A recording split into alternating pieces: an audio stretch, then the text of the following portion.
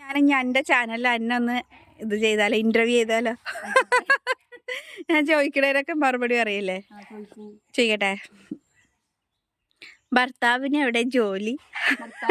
മക്കളെ എല്ലാരും ചോദിക്കലുണ്ട്. ഞാൻ ഇടക്കിടക്ക് പറയാറുണ്ട് കേട്ടോ. ഞാൻ ഒറ്റക്ക് ഇങ്ങനെ വീഡിയോ ഇടുമ്പോൾ എല്ലാവരും ചോദിക്കാറുണ്ട്. ഭർത്താവ് ഇവിടെ ഇല്ല, സലാലയിലാണ്, അവിടെ ഹോട്ടലാണ് കേട്ടോ ജോലി. അപ്പൊ ഭർത്താവ് ഗൾഫിൽ പോണത് എനിക്ക് ഇഷ്ടാ? ഭർത്താവ് ഗൾഫിൽ പോണ അല്ല, പൊതുവെ പ്രവാസികളുടെ ഭാര്യ ആവാനാണോ കൂടുതൽ സ്ത്രീകൾക്ക് ഇഷ്ടമുണ്ടാവുക, നാട്ടിലുള്ളവരുടെ ആണോ ഇഷ്ടം? നാട്ടിൽ അന്നന്ന് ജോലി ചെയ്തിട്ട് വീട്ടിൽ വന്നിട്ട് കുടുംബം നോക്കുന്ന ആളുകളെ എന്റെ ഇഷ്ടം. പക്ഷെ കിട്ടിയത് ഇങ്ങനെ ആയിപ്പോയി, എന്ത് ചെയ്യാനാ. പിന്നെ മക്കൾ രണ്ടാളുണ്ട്. മൂത്തത് മോളാണ്, 10 വയസ്സായി. രണ്ടാമത്തെ മോനാണ്, അവനക്ക് 8 വയസ്സായി. പിന്നെ സ്ഥലം ശരിക്കും നിങ്ങൾ എവിടെ വരുന്നത്?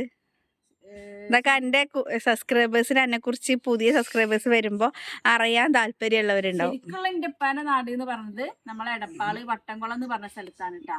പിന്നെ കല്യാണം കഴിച്ചു കൊണ്ടുപോയത് ചാവക്കാട് പാപ്പാളി എന്ന് പറഞ്ഞ സ്ഥലത്താണ് കല്യാണം കഴിച്ചുകൊണ്ടേ. ഇപ്പൊ ഞങ്ങള് വീട് വെച്ച് താമസിക്കുന്നത്. ഓക്കെ. പിന്നെ എൻ്റെ ഹോബീസ് എന്താണ്? ഇങ്ങനെ വെറുതെ ഇരിക്കുമ്പോഴൊക്കെ നമുക്ക് ഒരു താല്പര്യങ്ങൾ. ഇപ്പം എനിക്ക് ഇഷ്ടം പച്ചക്കറിയൊക്കെ ഉണ്ടാക്കാൻ. എനിക്കിഷ്ടം എന്താണ്?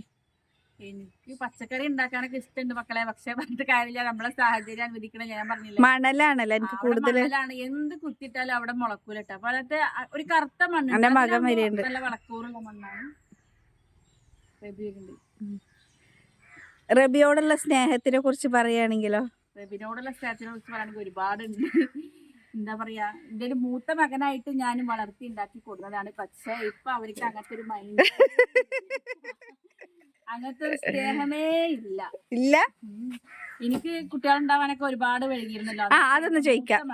ഇപ്പൊ അനിയത്തിക്ക് 4 മക്കള്, അപ്പൊ താത്താക്ക് 2 മക്കള്. എന്നാ അനിയത്തിയുടെ ചെറിയ കുട്ടീന്റെ നെക്കാളും താഴെയാണ് താത്താടെ കുട്ടി എന്നെല്ലാരും ചോദിക്കലില്ല എന്നോട്. അതിനെ കുറിച്ച് എനിക്ക് എന്താ പറയാനുള്ളത്? എനിക്ക് ഒരുപാട് കൊല്ലം കഴിഞ്ഞിട്ടാണ്, ചെറിയ കുട്ടിയല്ല മണ്ണൂന്റെ കൂടെ കുട്ടികൾ ഒരുപാട് കൊല്ലം കഴിഞ്ഞിട്ടാണ് ഉണ്ടായിട്ടുള്ളത്. അന്നൊക്കെ എന്റെ മൂത്ത മകനായിട്ട് ഞാൻ വളർത്തിയതായിരുന്നു എന്റെ റബിബോനെ. പക്ഷെ വലുതാവണേനെ മക്കള് ഓരോ തരത്തിലല്ലാവും. അങ്ങനെ അനിയത്തിനെ കുറിച്ച് പറയുകയാണെങ്കിൽ സത്യം പറഞ്ഞാൽ മതി. ഞാനൊക്കെ വീഡിയോ എടുക്കും.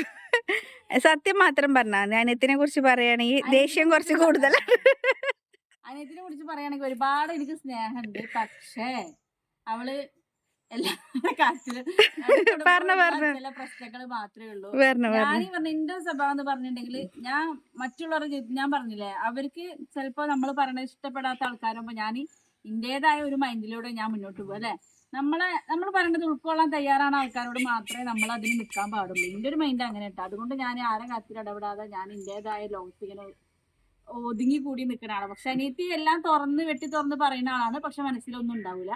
പക്ഷെ അത് ചില ആളുകൾക്കൊന്നും ഉൾക്കൊള്ളാൻ പറ്റില്ലല്ലോ. അതിന്റെ ഒരു പ്രശ്നം മാത്രമേ ഉള്ളൂ കേട്ടോ. അതാണ് ഇപ്പൊ ഞങ്ങള് കുറച്ച് ഗ്യാപ്പ് വരാനും കാരണം. അങ്ങനെയൊക്കെയാണ് കാര്യങ്ങൾ. ഇനി എന്താ പ്ലാന്? യൂട്യൂബ് അടിപൊളിയായിട്ട് കൊണ്ടുപോകണം. യൂട്യൂബ് അടിപൊളിയായിട്ട് കൊണ്ടുപോകണം എനിക്ക് നല്ല ആഗ്രഹമുണ്ട്. പക്ഷെ എന്റെ അവിടുത്തെ ആൾക്കാർ പറഞ്ഞില്ല, ഒന്നും സപ്പോർട്ട് ചെയ്യുന്ന ആൾക്കാരല്ല. അപ്പോ നമ്മൾ ഒഴിഞ്ഞു പോയ അത്രയും സന്തോഷം എന്ന് വിചാരിക്കുന്ന ആൾക്കാർ നമ്മളെ കൂടെ ഉണ്ടാകുമ്പോ നമുക്ക് ഒന്നിനും മുന്നോട്ട് പോകാൻ പറ്റില്ല. അങ്ങനെ ഒരു അവസ്ഥ ആയതുകൊണ്ടാണ് എനിക്ക് അവിടെ ഒന്നിനും ഒരു സ്വാതന്ത്ര്യം ഇല്ലാന്ന് പറഞ്ഞ പോലെയാണ് സത്യം. ഇപ്പോ താത്താന്റെ വീഡിയോ കാണുന്ന എല്ലാ കൂട്ടുകാരോടും പറയണം കേട്ടോ. താത്ത എന്ന് പറയുമ്പോൾ ഒരുപാട് കാലം ഷോപ്പിൽ വർക്ക് ചെയ്താണ് സെയിൽസ് ഗേൾ ആയിട്ട്. ഇപ്പൊ സ്വന്തമായിട്ട് വീട് അങ്ങോട്ട് ചാവക്കാട് ഇരുന്നപ്പോൾ ഓൾക്ക് അവിടുന്ന് പുറത്ത് പോയിട്ട് മക്കളെ ഒറ്റക്കാക്കിയിട്ട് അങ്ങനെ ജോലിക്കൊന്നും പോകാൻ പറ്റാത്തത് കൊണ്ട് ഒരു വരുമാനം. നമ്മളങ്ങനെ കല്യാണം കഴിഞ്ഞ് പോകുമ്പോ എപ്പോഴും നമ്മളെ വീടിന്റെ കുറച്ചൊക്കെ ഒരു അടുത്ത് വേണം അല്ലെ.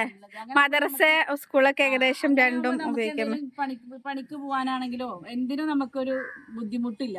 ഇപ്പൊ എനിക്ക് പറഞ്ഞ ഒരുപാട് ബുദ്ധിമുട്ടുകളും പ്രയാസങ്ങളും ഉണ്ട്. അതിലൂടെ ഞാൻ ഇങ്ങനെ തരണം ചെയ്ത് മുന്നോട്ട് പോകും. അത്ര ജീവിതമാകുമ്പോ നമ്മളൊക്കെ സഹിക്കണം. രണ്ടാളും കൂടിയിട്ട് എന്തെങ്കിലും ചെയ്താലാണ് ഇന്നത്തെ കാലത്ത് മുന്നോട്ട് പോകാൻ പറ്റുള്ളൂ.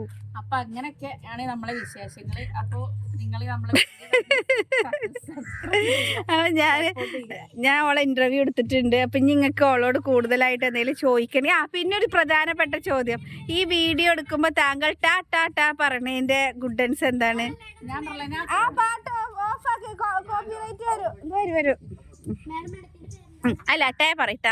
അപ്പൊ അതെന്താന്നറിയോ, ഞാൻ പറഞ്ഞത് ഞാൻ ഒക്കെ നാച്ചുറൽ ആയിട്ടാണ് പറയണത്. ഞാനൊക്കെ ഈ വീഡിയോ എടുക്കാൻ വെച്ചിട്ട് ഒന്നും ഉണ്ടാക്കി പറയാനും അതിൻ്റെതായ കാര്യങ്ങൾ ചെയ്യാനൊന്നും അറിയില്ല. ഞാൻ എങ്ങനെയാണോ അതാണ് ഞാൻ നിങ്ങളെ കാണിക്കുന്നത്.